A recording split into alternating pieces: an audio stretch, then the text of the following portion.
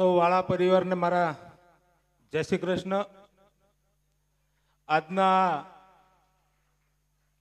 દ્વિતીય સ્નેહ મિલન સમારોહમાં આપણી વચ્ચે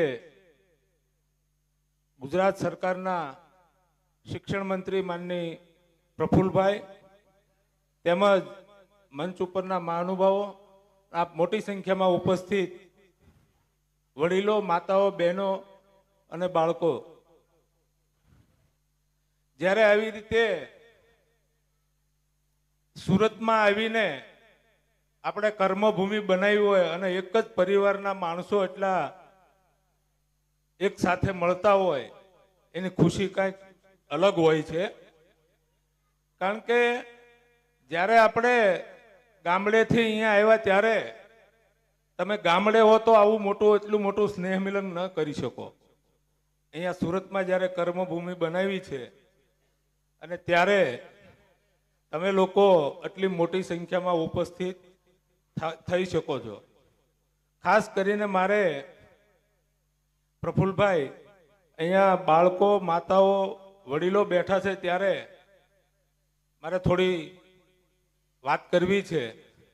ખાસ કરીને હમણાં જે પરફોર્મન્સ આપતા હતા દીકરીઓ, એક દીકરાએ પણ પરફોર્મન્સ આપ્યું, એક દીકરીએ સરસ મજાનું મોબાઈલની વાત કરી કે એનો દુરુપયોગ કઈ રીતે થાય છે અને જે એમણે વાત કરી એમને પણ હું ખૂબ ખૂબ અભિનંદન આપું છું। કારણ કે આજના દિવસમાં, આજના આ ટાઈમમાં, યુગમાં જે રીતે હાઈટેક ટેકનોલોજીના હિસાબે આપણા બાળકો કશે ફસાય છે અથવા તો આપણા વડીલોને પણ, માતાઓને પણ ખાસ વિનંતી કે આપણી દીકરી સ્કૂલે અથવા કોલેજથી આવતી હોય, જતી હોય, એમની પાછળ થોડી નિગરાની રાખે। કારણ કે ટાઈમ બહુ અત્યારે ખરાબ છે। હાઈ ટેકનોલોજીના હિસાબે બાળકોને ફસાવવામાં આવે છે। તો એની માટે વડીલોને બે હાથ જોડીને માતાઓને પ્રાર્થના કરું છું કે તમારું બાળક જે રીતે શિક્ષણમાં જતું હોય, નોકરીએ જતું હોય, ગમે ત્યાં જતું હોય, પણ એની પાછળ તમે દેખરેખ રાખો।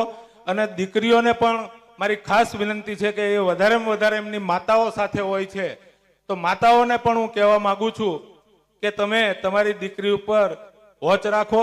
વોચ એટલે એને એવું નથી કહેવાનું કે ભાઈ તને આમ છે, એમની પાછળ ખાલી તમે ટાઈમ સ્પેન્ડ કરશો ને તો પણ એ દીકરી તમારા અવળા રસ્તે જતા અટકશે। તો ખાસ મારી સૌને વિનંતી છે।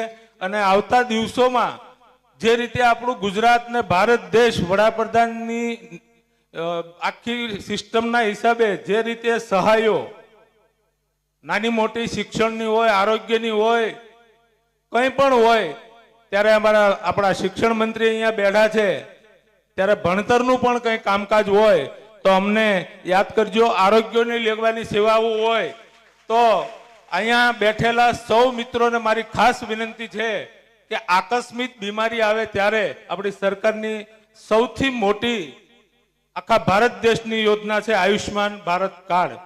તો એની બધાની પાસે હોવું જોઈએ, ન હોય તો જલ્દીથી કઢાવી લેવું જોઈએ। અમારી પાસે, અમે જાહેર જીવનમાં છીએ ત્યારે ઘણીવાર અમારી પાસે એવા કેસ આવે છે, ભાઈ કિરણ હોસ્પિટલમાં દાખલ કર્યા પણ આયુષ્માન કાર્ડ નથી, એટેક આવ્યો છે, ત્યારે તાત્કાલિક કઢાવવું પડે છે।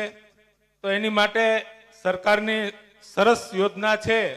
તો તમારી આ ટીમને પણ હું વિનંતી કરું છું કે અહીંયા જે પરિવાર બેઠો છે એમાંથી કોઈનું પણ આયુષ્માન કાર્ડ ન હોય તો આજે જ એમની નોંધ લઈ લેજો। એમાં બે જ વસ્તુ જોઈએ છે, રેશન કાર્ડ ને આવકનો દાખલો। જ્યાંનું રેશન કાર્ડ હોય ત્યાંનો જ આવકનો દાખલો કઢાવવાનો હોય છે, તો એ જલ્દીથી કઢાવી લે। અને આવતા દિવસોમાં આપણે સાથે રહી અને આ સુરતમાં જ્યારે કર્મભૂમિ બનાવી છે અને અમે જ્યારે જનપ્રતિનિધિત્વ કરતા હોય તો અમારા લાયક, મારા લાયક, પ્રફુલભાઈના લાયક જે કંઈ કામ હશે અમે તમારી સાથે રહીશું। અસ્તુ, ભારત માતા કી જય।